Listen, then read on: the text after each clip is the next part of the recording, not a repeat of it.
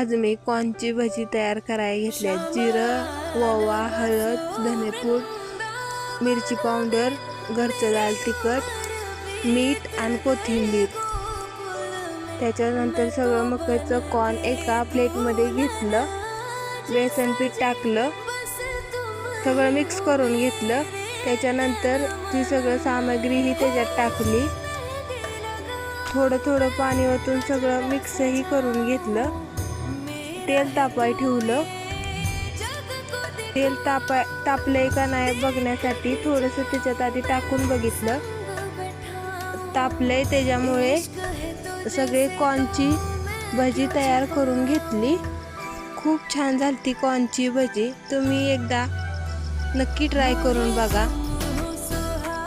Comment करून सांगा कशी झाल्यात कॉर्नची भजी। Bye bye.